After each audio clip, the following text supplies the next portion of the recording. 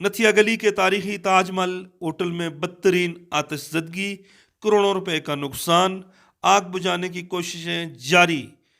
ناظرین، مقامی افراد کے مطابق تاریخی تاج محل ہوٹل میں اچانک آگ بھڑک اٹھی، جس نے دیکھتے ہی دیکھتے عمارت کے اوپر والے حصے کو اپنی لپیٹ میں لے لیا۔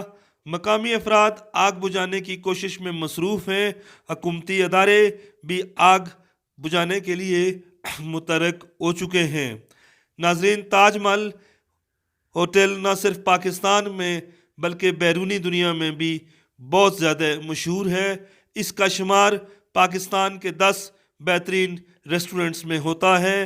ناظرین، اس کا پٹاخہ روسٹ پوری دنیا میں اپنا ثانی نہیں رکھتا۔ سابق وزیر اعظم مسلم لیگ نون کے قائد میاں نواز شریف سمیت پاکستان کے تمام سیاستدان تاج محل میں آ کر روسٹ کھانے کو اپنے لیے ایک اعزاز سمجھتے تھے۔ آج بھی پاکستان بھر سے سیاحوں کی ایک بڑی تعداد تاج محل کا پٹاخہ روسٹ کھانے کے لیے نتھیا گلی کا رخ کرتی ہے۔ ناظرین، ابھی تک آگ لگنے کی وجوہات سامنے نہیں آ سکی۔ مقامی لوگوں کا یہی کہنا ہے کہ اچانک آگ بھڑک اٹھی۔ ناظرین، ہم اس حوالے سے آپ کو مسلسل اپڈیٹ کرتے رہیں گے۔